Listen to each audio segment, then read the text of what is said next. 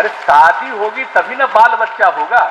हम ही लोग या कोई है यहाँ पर, तो माँ है तभी ना पैदा हुए।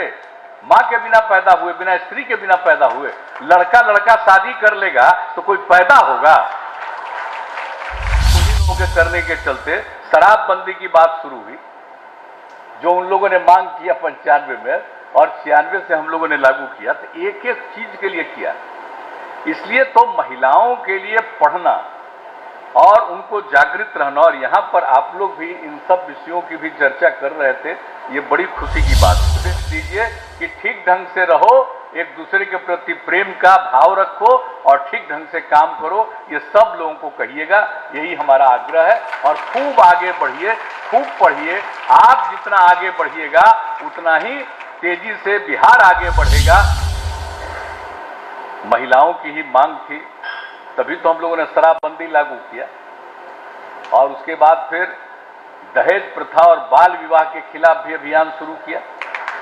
और इस साल और पिछले साल से भी हमने शुरू करके जो शुरू किया है समाज सुधार अभियान।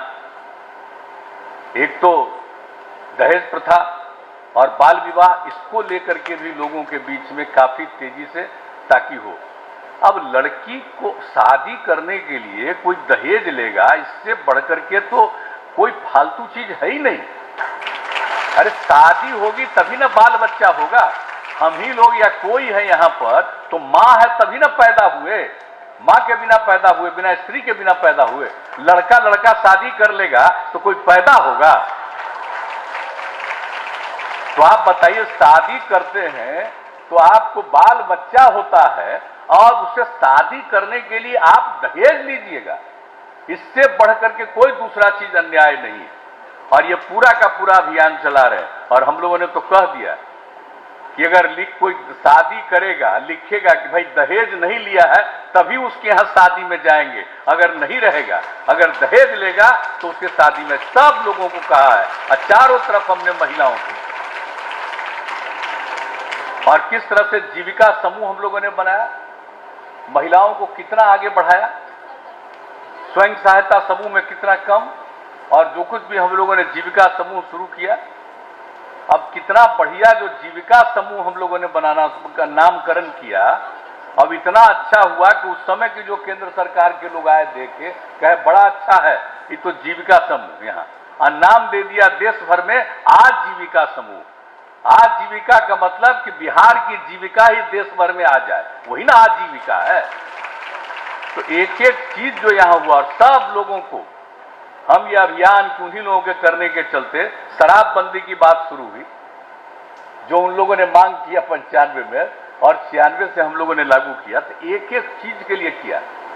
इसलिए तो महिलाओं के लिए पढ़ना और उनको जागृत रहना, और यहां पर आप लोग भी इन सब विषयों की भी चर्चा कर रहे थे, ये बड़ी खुशी की बात है। और सब लड़की है उसको हम कहेंगे कि इस बात को लेकर के कहीं भी दहेज प्रथा नहीं हो, ये बात देखिए। और न बाल विवाह, कम उम्र में किसी की शादी हो, ये सब बहुत गलत चीज है। और कम उम्र में शादी होने के बाद तरह तरह की बीमारियां फैलती है।